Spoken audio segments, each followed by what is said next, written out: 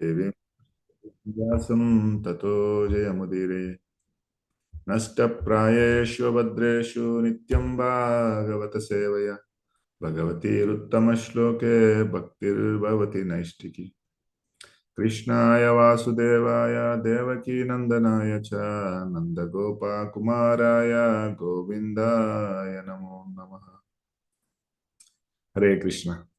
So మనము గంతరా శ్రీమద్ భాగవతము 1వ స్కందము 5వ అధ్యాయము 23వ శ్లోకం చదవబోతున్నాము. సో దానికంటే ముందు జస్ట్ కొద్దిగా మనము రీక్యాప్ చేద్దాం. సో ఇంతకు ముందు సెక్షన్లో వ్యాసదేవుడు యొక్క అసంతుష్టిని నారదముని గ్రహించి అతని యొక్క లోపాలు చెప్పి, శ్రీమద్ భాగవతం అనే గ్రంథాన్ని రాయండి, మీరు భగవంతుని యొక్క గుణగానాలు చక్కగా మీరు వర్ణిస్తూ, మరియు ఈ ప్రపంచంలో ఉన్న ప్రతి ఒక్కదాన్ని కూడా భగవంతునితో సంబంధం ఏర్పరిచి ఆ విధంగా మీరు వర్ణించండి. ఎందుకంటే వ్యాసదేవుడు ఎన్నో గ్రంథాలు రాశారు, ఉపనిషత్తులు రాశారు, పురాణాలు రాశారు, వేదాంత సూత్రాలు రాశారు, మహాభారతం రాశారు, రామాయణం రాశారు. ఎన్ని రాసినా కానీ ఆధ్యాత్మికంగా జనాలకు శ్రేయస్సు చేద్దామని ఆయన ఎంత ప్రయత్నించినా కానీ ఆయనకి సంతృష్టి కలగలేదన్నమాట. సో అప్పుడు ఆయన నారదముని అడిగినప్పుడు నారదముని చెప్తారు, ఆ లోపం ఏంటంటే, నువ్వు భగవంతుని గుణగానాలు పూర్తిగా, అంటే కంటిన్యూస్గా, రిపీటెడ్గా నువ్వు చెప్పలేదు. ధర్మార్థ కామ మోక్షాలకు నువ్వు ఇచ్చిన విలువ, ఆ స్ట్రెస్ని నువ్వు భగవంతుని యొక్క భక్తికి, ఆ గుణగానాలకి ఇవ్వలేదు. కాబట్టి ఒక శాస్త్రాన్ని మీరు కేవలం శుద్ధ భక్తిని వర్ణిస్తూ, మీరు భక్తిని వర్ణిస్తూ రాయండి అని చెప్పారనమాట. అప్పుడు వ్యాసదేవుడు మనసులో ఒక ప్రశ్న వచ్చింది. అంటే వ్యాసదేవ్ ఇవన్నీ వేస్టా? మరి ఆయన ఎందుకు రాశారు అవన్నీ? కర్మకాండ, జ్ఞానకాండ, ఉపాసనాకాండ, ఎన్నో శాస్త్రాలు ఉన్నాయి కదా. మనకి నామాపరాధాల్లో 4వ నామాపరాధం ఎవరు చెప్తారు? 4వ నామాపరాధం ఏంటి? వైదిక గ్రంథంలో. సో వైదిక ఈ జ్ఞానాన్ని మనము చులకనగా చూడటం, అవన్నీ కూడా భగవంతుడు ద్వారా ప్రేరేపించబడి ఇచ్చినవే. సో వాటికి కూడా ఒక ప్లేస్ ఉందన్నమాట. ఎందుకు ఇచ్చారంటే వ్యాసదేవుడు అనుకుంటున్నాడు అనమాట. అంటే ఈ జనాలు భౌతిక ఆసక్తితోటి సుఖాలకి ఆసక్తి అయిపోయారు. వాళ్ళకి భక్తి అనేది తీసుకోరు. మనం భక్తి ఇస్తే వాళ్ళు తీసుకోరు అనమాట. సో అటువంటి వాళ్ళని భక్తిలోకి తీసుకురావడానికి, శాస్త్రం ఆధారంగా వాళ్ళు ప్రవర్తించడానికి, లేదంటే వాళ్ళు శాస్త్రాన్ని వదిలేస్తారు భక్తి చెప్తే, వాళ్ళకి నచ్చిన విధంగా చేసుకుంటారు అనమాట. అటువంటి వాళ్ళని కూడా శాస్త్రం పాటించే విధంగా చేసి, చిన్న చిన్నగా భౌతికమైనటువంటి లాభాలు వాళ్ళకి ఇచ్చి వాళ్ళని భక్తిలోకి తీసుకురావాలనే ఉద్దేశంతో వ్యాసదేవుడు రాశారనమాట. అంటే ఆయన యొక్క ఉద్దేశం మంచిదే, ఇంటెన్షన్ ఇస్ గుడ్. కానీ వ్యాసదేవుడికి తెలియనిది ఏంటంటే ఇక్కడ, అంటే ఆయనకు అన్నీ తెలుసు, ఈ యొక్క భగవంతుడి యొక్క ప్రేరణ. ఈ కలియుగంలో జనాలు ఎలా ఉంటారంటే, సో వాళ్ళు ఈ బెనిఫిట్స్ అన్ని తీసుకుంటారు, శాస్త్రాల్లో ఉన్న డూస్ అన్ని పాటిస్తారు, కానీ ఆ నియమాలను, నిషేధాలను వాళ్ళు ఉల్లంఘిస్తారు కలియుగంలో.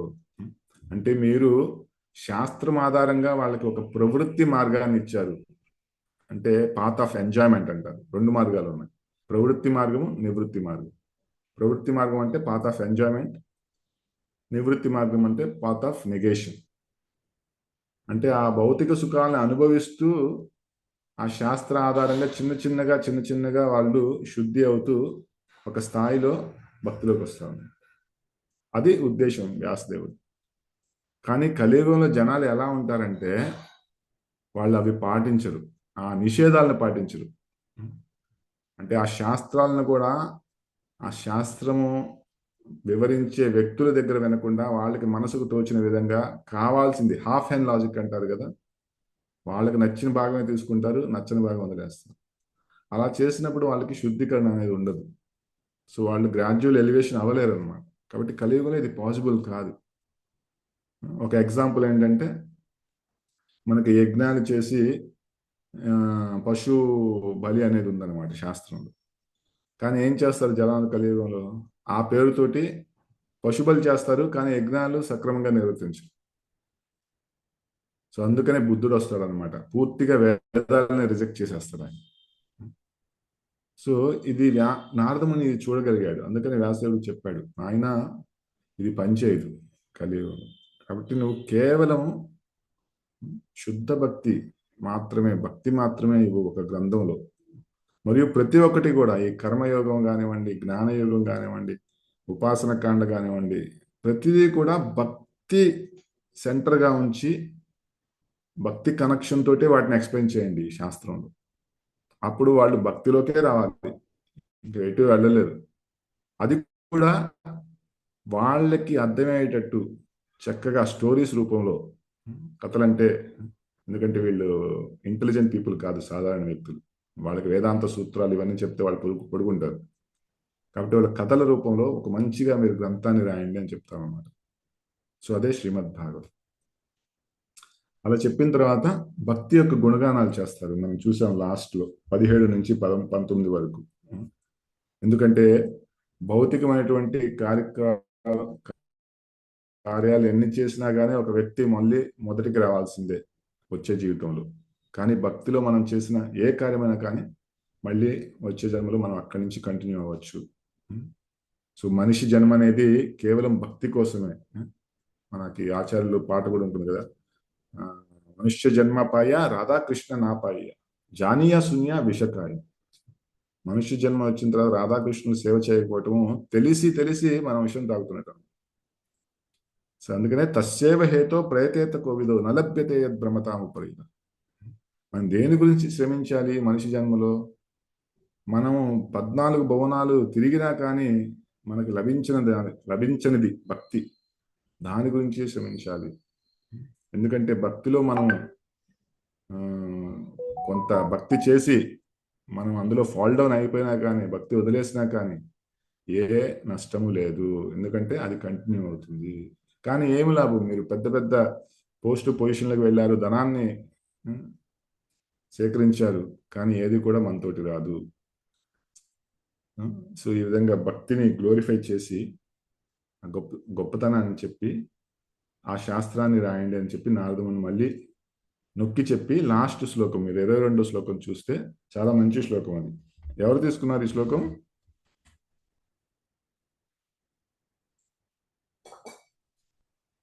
హరే కృష్ణ.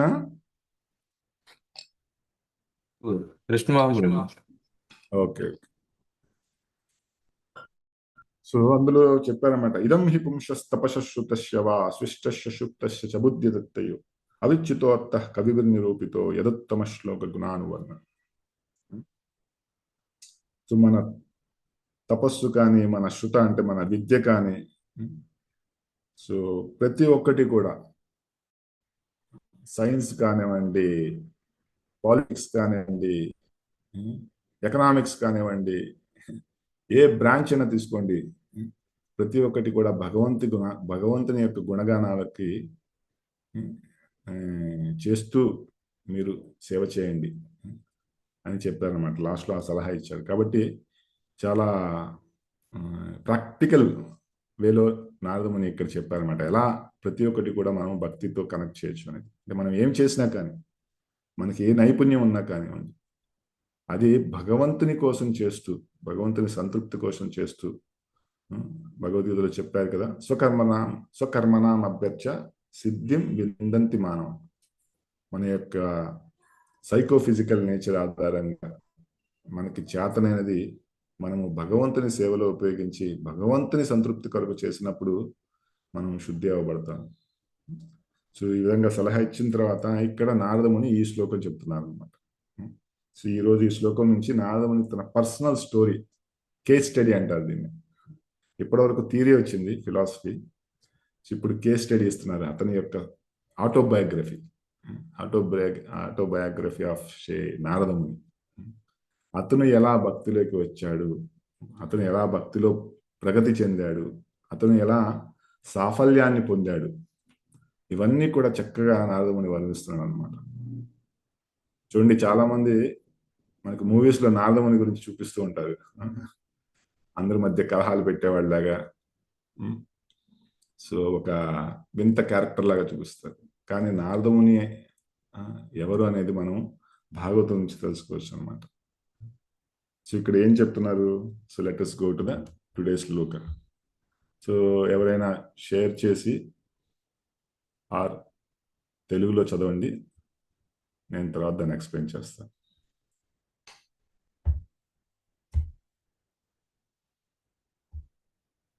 ట్వంటీ-థర్డ్ శ్లోక.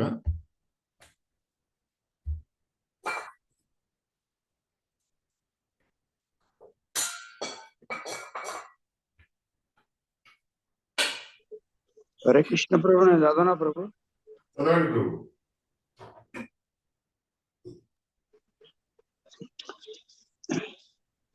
తపస్సు, వేదాధ్యయము, యజ్ఞానుష్ఠానము, మంత్రోచ్చరణము, దానముల యొక్క నాశరహితమైన ప్రయోజనము, ఉత్తమ శ్లోకుడైన శ్రీకృష్ణ భగవానుని దివ్య లీలానువర్ణమునందే పరిసమాప్తి చెందునని పండితులైన వారు వాస్తవముగా నిర్ధారించి ఉండరి. 23 ప్రభుజీ.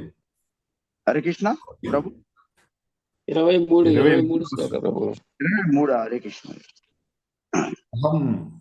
అహం పురాతీత దాస్యాంస్తు కశ్యాచన వేద వేదాదీనాం నిరూపితో బాలక ఏవ యోగినాం శుశ్రూషణే ప్రావృషి విక్షతాం. ఓ ముని, పూర్వపు కల్పనమున వేదవాదులైన బ్రాహ్మణుల సేవలో నిలిచిన ఒకానొక దాసికి నేను పుత్రునిగా జన్మించి ఉంటిని. ఒకమారు ఆ బ్రాహ్మణులు చాతుర్మాస్య వ్రత దీక్ష ఎందుండగా వారి సేవ యందు నేను వినియోగించబడితిని. భాష్యం. శ్రీకృష్ణ భగవానుని భక్తియుక్త సేవలో ప్రభావితమైనట్టి వాతావరణపు మహాద్భుత శక్తిని నారద మునిచ్చట సంక్షిప్తముగా పలుకుతున్నాడు. అతి హీనమైన తల్లికి పుత్రునిగా హరే కృష్ణ. హరే కృష్ణ. ఇది మనం ఏం చేద్దామంటే కొద్దిగా చదివి నేను ఎక్స్ప్లెయిన్ చేస్తాను, ఎందుకంటే చాలా ఇంపార్టెంట్ శ్లోకము. ఓకే. సో ఇక్కడ ఏం చెప్పారంటే నారదముని యొక్క ప్రీవియస్ లైఫ్. సో అతను చెప్తున్నారు, నేను ఒక దాసికి, ఫలానా దాసి అని చెప్తున్నారు, అంటే పేరు కూడా చెప్పలేదు ఇక్కడ. సో అంటే ఒక గొప్ప జన్మ ఏం కాదు అది. ఒక ఫలానా దాసికి నేను పుట్టాను. సో ఆమె కూడా 4 ఇంట్లో చాకరీ చేసుకునే పనేమ. సో అని చెప్తున్నారు అనమాట. అయితే మా అమ్మ 4 ఇంట్లో పని చేసుకునేటప్పుడు భక్తి వేదాంతాలు అక్కడికి వచ్చారు, సాధువులు అక్కడికి వచ్చారు, శుద్ధ భక్తులు వచ్చారు. వాళ్ళ సేవ చేయటానికి ఆమె రోజు వెళ్ళేది. ఆమెతో పాటు నేను వెళ్ళేవాడిని. సో నేను కూడా వాళ్ళ సేవలో నిమగ్నమై ఉన్నాను. సో ఈ విధంగా చెప్తున్నారు నారదముని తన స్టోరీని. సో ఆచార్యులు 7వ స్కందము 15వ అధ్యాయము 69 నుంచి 73 శ్లోకాల్లో 4 శ్లోకాల్లో నారదముని యొక్క పూర్వజన్మ గురించి అక్కడ కూడా ఇచ్చారన్నమాట. మీరు తర్వాత రిఫర్ చేసుకోవచ్చు. 7, 16, 7, 15, 69 నుంచి 73 శ్లోకాల్లో. అంటే ఈ జన్మకి ముందు, అంటే ఇప్పుడు దాసిపుత్రుడిగా జన్మించాడు. మరి నారదముని దాసిపుత్రుడిగా ఎందుకు జన్మించాడు అనే దాని గురించి అక్కడ 4 శ్లోకాల్లో వర్ణించారనమాట. అతను ఉపబర్హణ అనే ఒక గంధర్వుడు అంతకు ముందు. ఆ గంధర్వుడు అతను సంకీర్తన ఉత్సవంలో భగవంతుని గుణగానాలు అందరూ చేస్తుంటే కొద్దిగా ఫ్రివలస్ అంటే కొద్దిగా ఆటపట్టుగా ఆ సంకీర్తనలో పాల్గొంటున్నాడు అనమాట. అందరినీ జోకింగ్గా, ఎగతాళిగా వెక్కిరిస్తూ ఇతను కూడా ఇమిటేట్ చేస్తున్నాడు. అంటే అప్పుడప్పుడు మనం హరినామ సంకీర్తన చేస్తూ ఉంటాము వీధుల్లో. కొంతమంది మనల్ని ఆట పట్టిస్తూ చెప్తూ ఉంటారు అన్నమాట. సో ఆ విధంగా నారదముని చేస్తున్నాడు. అప్పుడు ఒక ప్రజాపతి అది చూసి అతన్ని శపిస్తాడనమాట. నువ్వు ఇంత మజాక్ చేస్తున్నావా, నువ్వు వచ్చే జన్మలో శూద్రుడిగా పుడతావు అని చెప్పి. సో అలా ఆ శాపంతో నారదముని ఇప్పుడు ఈ దాసిపుత్రుడిగా పుట్టాడనమాట. కానీ ఈ జన్మలో ఇతను తల్లి యొక్క ప్రేరణతోటి, ఆమె భక్తి వేదాంతాలకు సేవ చేస్తూ నారదముని కూడా తీసుకువెళ్ళింది. మనం చూస్తూ ఉంటాం కదా టెంపుల్స్లో కూడా పిల్లలు వస్తారు, పెద్దవాళ్ళు ఎలా చేస్తారో వాళ్ళు కూడా అలానే ప్రవర్తిస్తూ ఉంటారు అన్నమాట. సో ఆ విధంగా ఆ తల్లిని చూసి నారదముని కూడా వెళ్ళి వాళ్ళకి సేవ చేసేవాళ్ళు. సో వాళ్ళ దగ్గర నుంచి వినేవాళ్ళు. సో ఆ విధంగా అతను ఈ జన్మలో నారదముని అవుతాడు అనమాట. సో అదే story. So let us see. So ఇప్పుడు ఏం చెప్పారంటే ఫస్ట్ 2 lines లో the wonder of an atmosphere surcharged with devotional service to the lord is briefly described. So భక్తి అనేది ఎంత అద్భుతంగా ఒకళ్ళ మీద అది ప్రభావం చూపిస్తుంది అనేది మనం ఈ నారదముని యొక్క జీవితం నుంచి మనం తెలుసుకోవచ్చు అని చెప్తున్నాను అనమాట. కంటిన్యూ చేయండి. హరే కృష్ణ. అతి హీనమైన తల్లికి పుత్రునిగా జన్మించినను చక్కగా విద్యను గరుపబడకున్నను అతడు తన సంపూర్ణ శక్తినంతటిని శ్రీకృష్ణ భగవానుని సేవలో వినియోగించి ఉన్నందున అమరుడైన ముని అయ్యను. భక్తి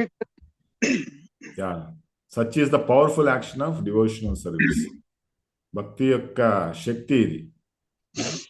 సో మీకు ఒక శ్లోకం వస్తుంది.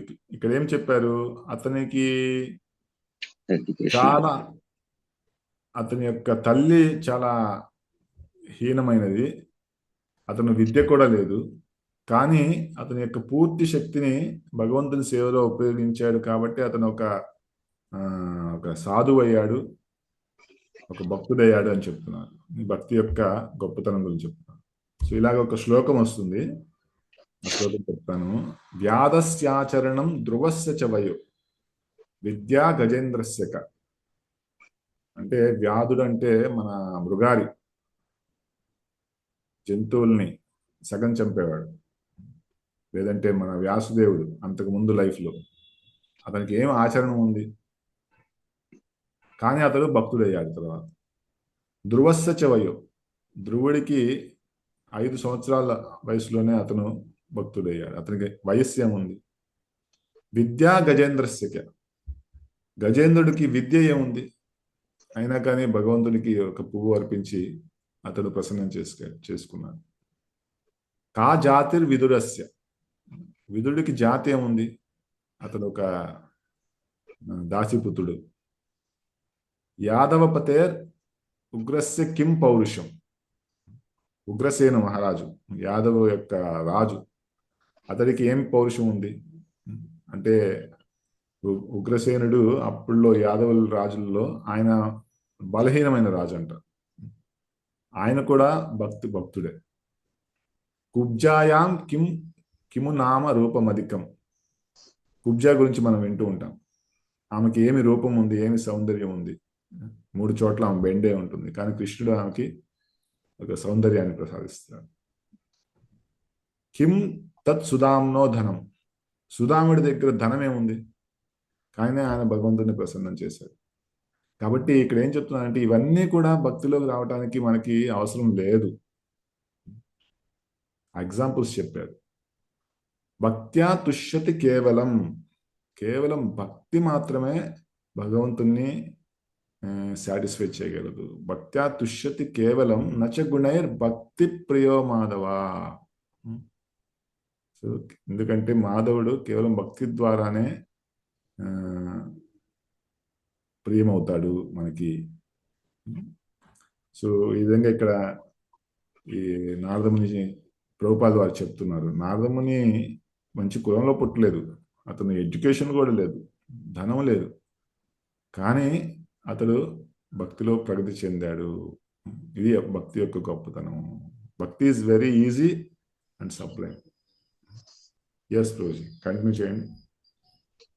భక్తియుక్త సేవ యొక్క అద్భుత ప్రభావం ఇదే. జీవులందరూ శ్రీకృష్ణ భగవానుని తటస్థ రూపులైనందున వాస్తవమునకు వారందరూ ఆ దేవదేవుని దివ్యమైన భక్తియుక్త సేవ ఎందే చక్కగా నియుక్తులు కావలసి ఉన్నది. అట్టి కార్యము నిర్వహింపబడినప్పుడు జీవుని స్థితి మాయ అనబడుతుంది. కనుకనే మనుషుని సంపూర్ణ శక్తి ఇంద్రియ భోగమందు కాక శ్రీకృష్ణ భగవానుని భక్తిపూర్వక సేవ యందు నియుక్తమైన సో మాయామోహము శీఘ్రముగే పటాపంచలు కాగలదు. ఎస్ రోజు ఓకే. సో ఇక్కడ ఏం చెప్తున్నారు, చాలా ఇంపార్టెంట్ పాయింట్. సో జీవులు ఎవరంట, మనము తటస్థ శక్తి. మనకు తెలుసు 3 శక్తులు ఉన్నాయి: తటస్థ శక్తి, బహిరంగ శక్తి మరియు అంతరంగ శక్తి. మనము తటస్థ శక్తి కాబట్టి మనము బహిరంగ శక్తిని మీద మనకి కొద్దిగా ఆధిపత్యం ఉంటుంది. కానీ ఒక శక్తి అనేది ఇంకొక శక్తిని అనుభవించలేదు. శక్తి యొక్క ఉద్దేశం ఏంటంటే, శక్తిమాన్ ఎవరైతే ఉన్నారో వాళ్ళకి సహకరించి ఆ విధంగా సంతృప్తి పడాలి. సో ఇది సైన్స్ అన్నమాట. ఈ పాయింట్ అర్థం చేసుకోవడం చాలా ఇంపార్టెంట్. ఒక శక్తి ఇంకొక శక్తిని అనుభవించలేదు. అంటే ఇది ఈ సృష్టి అంతా కూడా బహిరంగ శక్తి, మనము తటస్థ శక్తి. మనం ఈ సృష్టిని అనుభవించడానికి, ఈ సృష్టిలో ఉన్న విషయాల్ని మనము సేకరించి అనుభవించడానికి ప్రయత్నిస్తున్నాం. మనం ఎంత ప్రయత్నించినా కానీ అందులో మనకి సుఖం లభించవచ్చు, కానీ సాటిస్ఫాక్షన్ అనేది దొరకదు.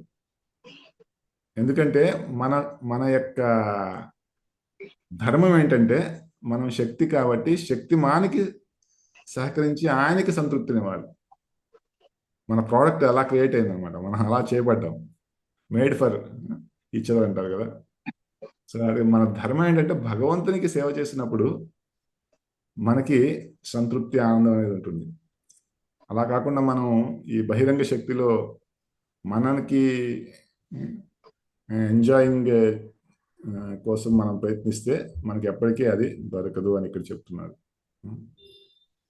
సో ఎప్పుడైతే మనము మన యొక్క పూర్తి శక్తిని భగవంతుని సేవలో ఉపయోగించినప్పుడు మనకి మాయ నుంచి మనం బయటపడగలము. మాయ అంటే ఏంటి? ఎప్పుడైతే అది మర్చిపోతాము, నేను భోక్తుణ్ణి, ఈ భౌతికంలో ఉన్న విషయాలన్నీ నా కోసమే. సో ప్రభుపాద చెప్తారు, this world is meant for enjoyment. అందరూ సంతోషపడతారు అన్నమాట, కానీ అది మీ ఎంజాయ్మెంట్ కోసం కాదు, భగవంతుడి ఎంజాయ్మెంట్ కోసం. కాబట్టి భగవంతుడి ఎంజాయ్మెంట్కి మీరు సహకరిస్తే మీకు ఎంజాయ్మెంట్ వస్తుంది. భగవంతుడి ఇంకో పేరేంటి? హృషికేశ. హృషికేశ అంటే మన యొక్క ఇంద్రియాల యొక్క స్వామి ఆయన. మన ఇంద్రియాల స్వామి కూడా ఆయనే. ఈ ప్రపంచంలో ఉన్న ఇంద్రియాలన్నిటికీ స్వామి ఆయనే. కాబట్టి ఇంద్రియాలన్నీ కూడా ఆయన సేవలో ఉపయోగించాలి. సర్వోపాధి వినిర్ముక్త తత్పరత్వేన నిర్మలం హృషికేన హృషికేశ సేవనం భక్తిరుత్తం. ఈ హృషికల్ని, ఇంద్రియాలని హృషికీశ, ఇంద్రియాల యొక్క స్వామి ఆయన సేవలో ఉపయోగించినప్పుడు అప్పుడు మనము సంతృప్తి చెందుతాము, ఈ మాయ నుంచి బయటపడతాము అని చెప్తున్నాను అనమాట.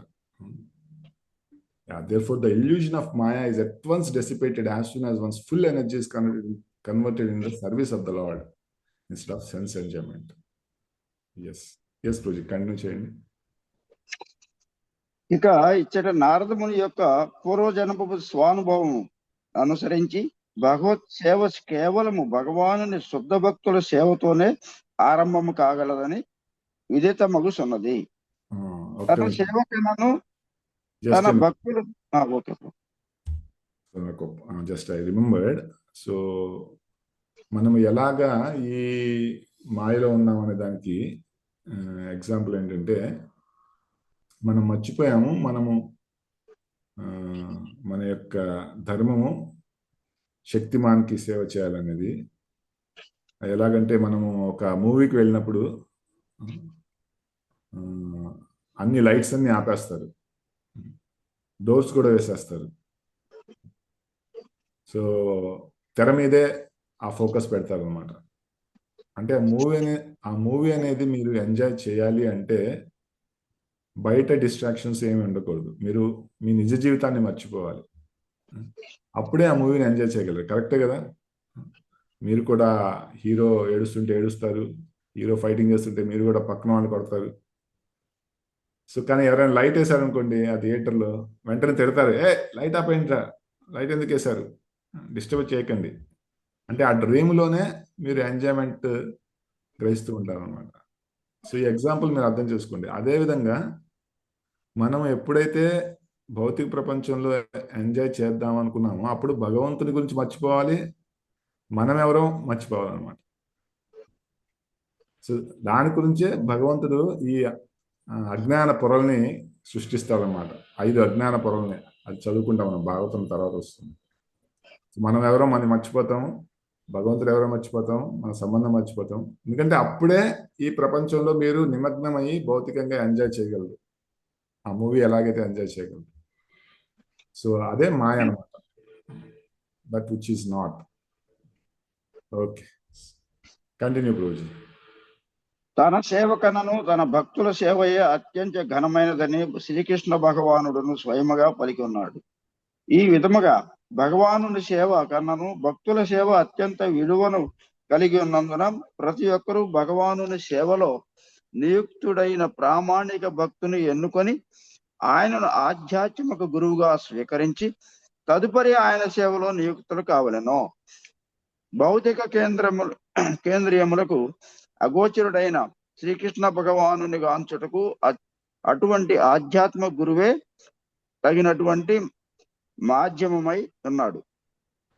ఆధ్యాత్మ గురువు యొక్క సేవ ద్వారా మొదమందిన భగవానుడు తనకు తానుగా శిష్యుని హృదయమునందు అతడు వనరించిన సేవకు తగిన రీతి ప్రకటత మగునని సిద్ధపడును. వాస్తవమునకు భక్తి యోగం నందు మానవ శక్తిని వినియోగించుటయే ముక్తికి మార్గమై ఉన్నది. గురు నిర్దేశంలో భగవానుని భక్తియుక్త సేవ ఆరంభమైనంతనే విశ్వమంతయు భగవన్మయముగా గోచరించును. నిష్ఠాతుడైన గురువు సమస్తమును కృష్ణుని కీర్తించుటయందు నియోగింపగల కళను సంపూర్ణముగా ఎరిగి ఉండును. తత్కారణములనే అటువంటి మహాత్ముని నిర్దేశతలో శ్రీకృష్ణ భగవాను యొక్క సేవకుని కరుణ సమస్త ప్రపంచము ఆధ్యాత్మిక లోకంలో శీఘ్రముగా మార్పు చెందగలదు. హరే కృష్ణ. హరే కృష్ణ. శిల ప్రభుపాదికి. సో ఇక్కడ చెప్పారంటే ఆ భక్తి మనం ఎలా స్టార్ట్ చేయాలి, నారదముని తన యొక్క జీవితంతో మనకి ఇక్కడ చెప్తున్నాను అనమాట. ఆ భక్తి అనేది భక్తుల యొక్క భగవంతుని భక్తి భక్తుల యొక్క సేవతో ఆరంభమవుతుంది అని చెప్తున్నారు ఇక్కడ. The service of the Lord begins with the service of the Lord's bonafide servants. The Lord says that the service of his servants is greater than his personal service. అతని సేవ కంటే భక్తుల యొక్క సేవే గొప్పది అని భగవంతుడే స్వయంగా చెప్పాడు. ఎక్కడ చెప్పాడు? మీరు భాగవతంలో చూస్తారు, అంబరీష్ మహారాజ్ కథ వస్తుంది కదా, దుర్వాస ముని అంబరీష్ మహారాజ్ కథలు. అక్కడ దుర్వాస ముని అపరాధం చేసినప్పుడు సుదర్శనుడు కోపంతో దుర్వాస ముని వెంట పడతాడు. అప్పుడు దుర్వాస ముని అందరి దగ్గరికి వెళ్తాడు అనమాట. బ్రహ్మదేవుడి దగ్గరికి వెళ్తాడు, శివలోకంలో శివుడి దగ్గరికి వెళ్తాడు. ఎవరు కూడా మేము మిమ్మల్ని రక్షించలేమని చెప్తారు. ఇప్పుడు లాస్ట్కి వైకుంఠంలో నారాయణ దగ్గరికి వెళ్తారు. అప్పుడు నారాయణ కూడా చెప్తాడు, నేను కూడా ఏం చేయలేదు, నేనేమి సుదర్శనుడికి ఆర్డర్ ఇవ్వలేదు నీ వెంటపడమని చెప్పి. కానీ ఒక భక్తుడికి నువ్వు అపరాధం చేసినప్పుడు ఆ సుదర్శనుడు సహించలేకపోయాడు. సో భక్తుల యొక్క ఇది లక్షణం అన్నమాట. వాళ్ళని ఎవరైనా అవమానిస్తే వాళ్ళు అంత బాధపడరు, కానీ భక్తుల్ని ఎవరైనా అవమానిస్తే సహించలేరు అనమాట. భక్తుడి యొక్క లక్షణం. కాబట్టి సుదర్శనుడు కూడా ఒక గొప్ప భక్తుడే. కాబట్టి అది సహించలేక దుర్వాసముని వెంటబడతాడు. అప్పుడు నారాయణ చెప్తాడు, నేనేం చేయలేను, ఇప్పుడు మీరు ఏం చేయాలంటే మీరు వెళ్ళి మళ్ళీ అంబరీష్ కాళ్ళ దగ్గర పడండి, ఆయన మీకు మన్నిస్తే మీ సుదర్శనుడు కూడా మన్నిస్తాడని చెప్తారు. సో అక్కడ శ్లోకాలు చెప్తారు, కొన్ని 3-4 శ్లోకాలు చెప్తారు. భగవంతుడు స్వయంగా భగవంతుడు చెప్తారు అనమాట. ఎలాగ నేను భక్తుల యొక్క ఆధీనంలో ఉంటాను, నేను అస్వతంత్రుడు. శ్లోకం ఏంటంటే, అహం భక్త పరాధీనో హి అస్వతంత్ర హి ద్విజ సాధుభిర్గ్రస్త హృదయో భక్తేర్భక్త ప్రియ. అంటే నేను భక్తుల యొక్క పరాధీనంలో ఉంటారు. అహం భక్త పరాధీన హి అస్వతంత్ర, నాకు ఏ స్వతంత్రము లేదు. సో ఇది భగవంతుడి యొక్క లక్షణం అన్నమాట.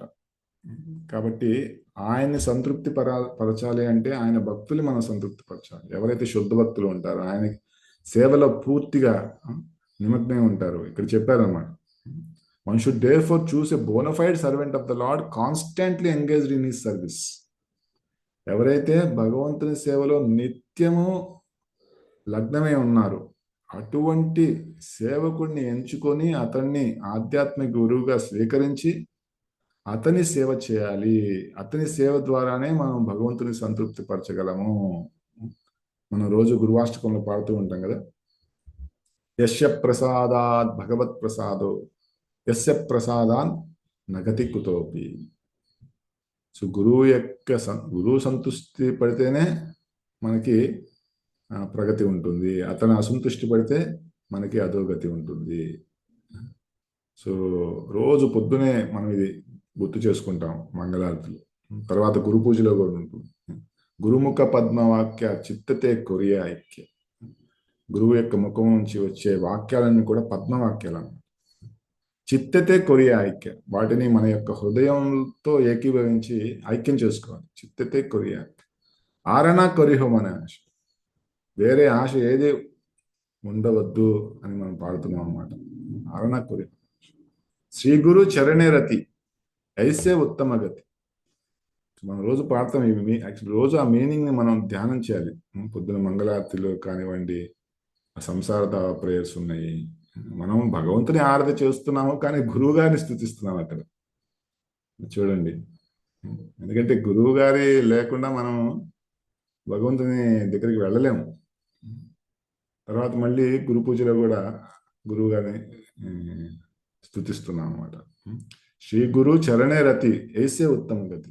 గురువు యొక్క పాద పద్మాల దగ్గర మనకి రతి ఉన్నప్పుడు, ఆసక్తి ఉన్నప్పుడు ఏసే ఉత్తమ గతి, మనం ఉత్తమ గతి అంటే పైకి వెళ్తాము, అధోగతి చెందము అని చెప్తాం. జయప్రసాదే పూరే సర్వ ఆశ. ఆయన సంతృష్టి పడితే మనకు అన్ని కోరికలు కూడా నెరవేర్చబడతాయి. సర్వ ఆశ.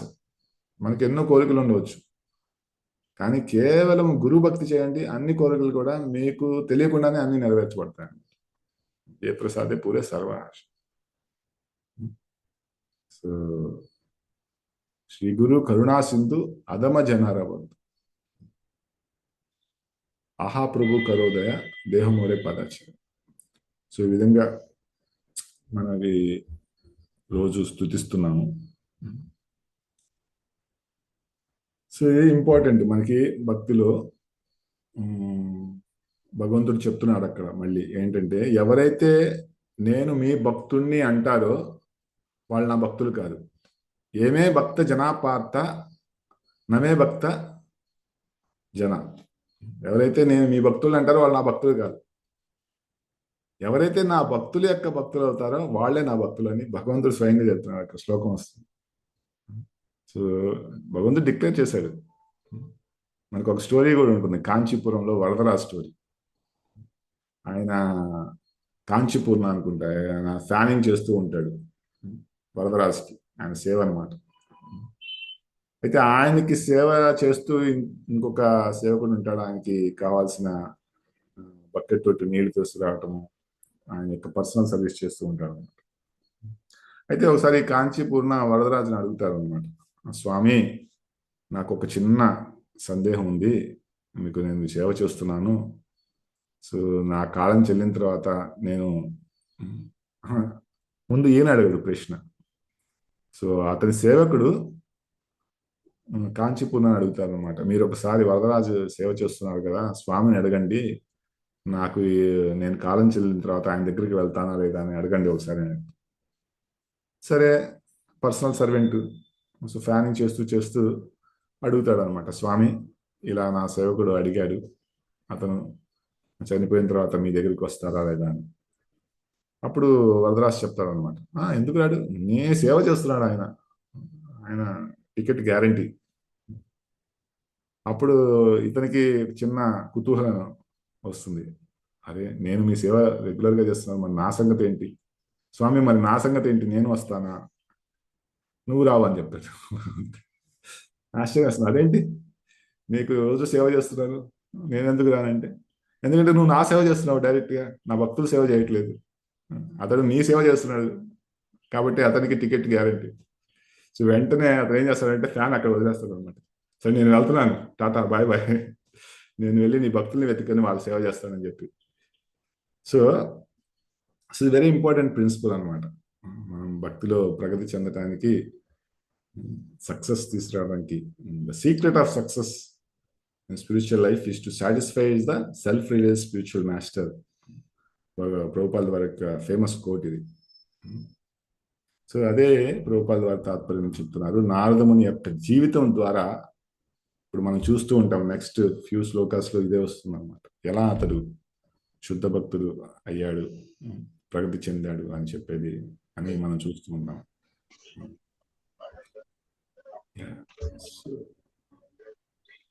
ఇక్కడ ఇంకా ఏం చెప్పండి, such a spiritual master is the transparent medium by which to visualize the lord.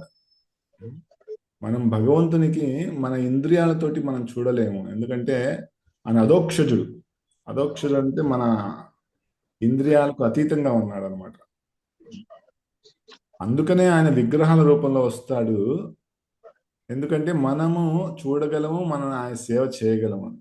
ఆ విగ్రహాల రూపంలో ఎందుకు వస్తాడు, మనం పిలిస్తే రావట్లేదు ఆయన, మన గురువు గారు పిలిచి వాళ్ళని ఇక్కడ ప్రతిష్ఠించి ప్రాణ ప్రతిష్ఠ చేసి భగవంతుణ్ణి మన సేవ స్వీకరించని చెప్పి ఆయన చెప్పారు. అందుకనే మన సేవ స్వీకరిస్తున్నారు భగవంతుడు, లేకపోతే మనం ఎవరు ఆయన సేవ చేయడానికి. సో ప్రభుపాల్ ద్వారా కూడా మీరు చూస్తే పాశ్చాత్య దేశానికి వెళ్ళినప్పుడు ఆయన విగ్రహాలను స్టార్ట్ చేశారు. జగన్నాథ్ బల్దేవ్ శుభ్ర ఫస్ట్ టెంపుల్లో ఎస్టాబ్లిష్ చేశారు, రాధాకృష్ణుని స్థాపించారు. అప్పుడు భగవంతుడిని ప్రభుపాల్ ప్రార్థిస్తూ ఉంటారనమాట, స్వామి మిమ్మల్ని ఇక్కడ స్థాపించాను, మీ సేవని స్టార్ట్ చేశాను, కానీ వీళ్ళంతా కూడా హిప్పీసు, వాళ్ళకి ఎటువంటి ఆచారాలు లేవు, ఎటువంటి కట్టుబాట్లు లేవు, కాబట్టి కానీ వాళ్ళ సేవని మీరు స్వీకరించండి, వాళ్ళని మీరు ఆశీర్వదించండి అని ప్రభుపాల్ వారు ప్రార్థిస్తారు. కాబట్టి మన క్వాలిఫికేషన్ ఏం లేదు. ఒకసారి అడిగారన్నమాట, Prabhupad what is our qualification? Prabhupad said, you don't have any qualification, I gave you qualification, నేను మీకు ఆ క్వాలిఫికేషన్ ఇచ్చాను. ఇది ప్రభుపాద్ ద్వారా కృప అన్నమాట. ఆ ప్రార్థన విని భగవంతుడు మన మీద ఆశీర్వదిస్తున్నాడు, లేదంటే మనకి డైరెక్ట్ ఇది లేదు, క్వాలిఫికేషన్ లేదు. అందుకని బ్రాహ్మణ దీక్ష వచ్చినప్పుడు మాకు మేము లోపలికి వెళ్ళగలం అన్నమాట. ఇక్కడ బ్రాహ్మణ దీక్ష చాలా మంది ఉన్నారు భక్తులు. సో మనకి గురువు గారు ఆ క్వాలిఫికేషన్ ఇచ్చారు, గురువు గారు విగ్రహం తీసుకొచ్చారు. ఇక్కడ కూడా మనం చూస్తే మన శ్రీ శ్యామ్ సుందర్ మందిర్ భక్తి స్వరూప్ దామోదర్ మహారాజు ఎస్టాబ్లిష్ చేశారు, ఆయన తీసుకొచ్చారు. మనకి ఇప్పుడు గురువు గారు ఒక అవకాశం ఇస్తున్నారు సేవ చేసి. కాబట్టి మనం విగ్రహ కక్షలోకి వెళ్ళేటప్పుడు మనం నమస్కరిస్తాం అనమాట, శ్రీ గురు పరమానంద ప్రేమానంద ఫలప్రద ప్రజానంద ప్రదానంద సేవయా మాం నియోజి, మమ్మల్ని సేవలో నియోగించండి. గురువు గారిని ప్రార్థించి ఏ అవగాహనతో మనం సేవ చేస్తామంటే, గురువు గారు చేస్తున్నారు సేవ, నేను ఆయనకి అసిస్టెంట్ చేస్తున్నాను, ఎందుకంటే నాకు డైరెక్ట్ యాక్సెస్ లేదు అనే భావంతో మనం చేసినప్పుడు మనకి అందులో ఫలితం దొరుకుతుంది అనమాట. గురువుని సైడ్ చేయలేము. ఒక చిన్న స్టోరీ చెప్తాను. ఈ గురు పరంపర అనేది ఎంత ఇంపార్టెంట్ అనేది మా గురువు గారు పరమ పూజ్య శ్రీ రాధానాథ స్వామి మహారాజు చౌపాటిలో రాధా గోపీనాథ్ మందిరంలో 80s ఐ థింక్ 90s లాస్ట్లో విగ్రహాలు స్థాపించారు. అప్పుడు వృందావన్ ప్రభు అని చెప్పి చాలా సీనియర్ డిసైపుల్, ఆయన విగ్రహ పూజారి సేవగా నియోగించారు. పూర్తిగా ఉదయం నుంచి సాయంత్రం సేవ చేస్తూ ఉండేవాడు అనమాట, ఆల్ సర్వీసెస్, ఎందుకంటే చాలా తక్కువ మంది భక్తులు. సో అయితే ఒకసారి మహారాజు బయట యాత్రలకు వెళ్ళి తిరిగి వచ్చారు.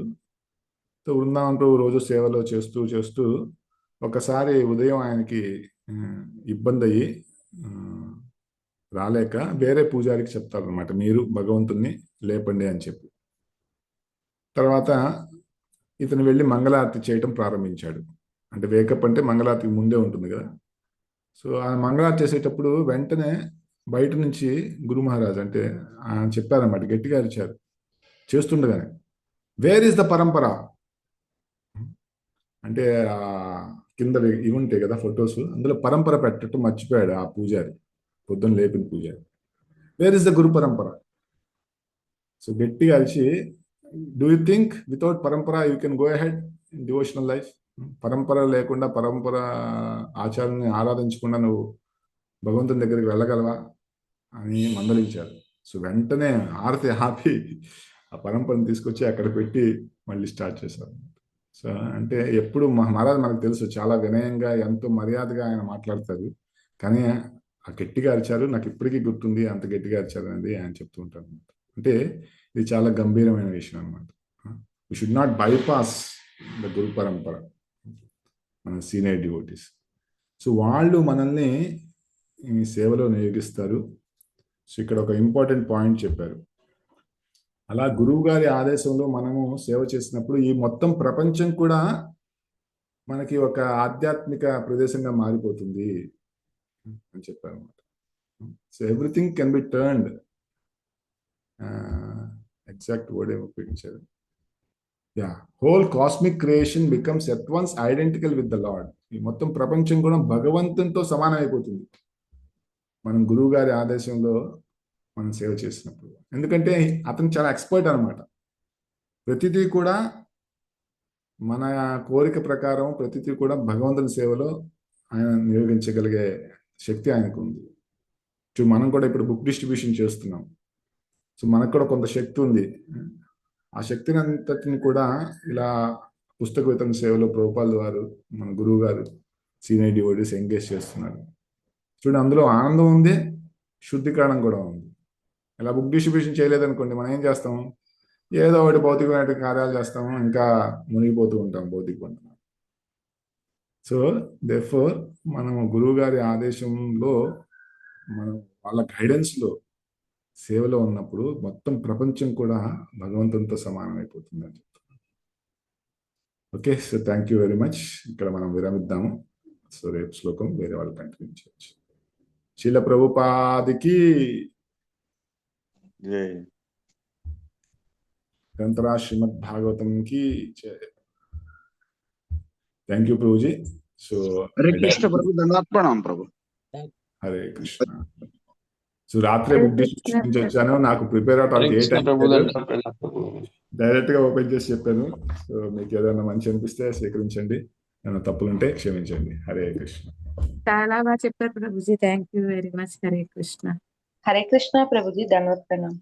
హరే కృష్ణ కృష్ణ ప్రభుజీ, ప్రభుజీ. ధన్యవాద ప్రణాం. బాగా చెప్పారు ప్రభు క్లాస్.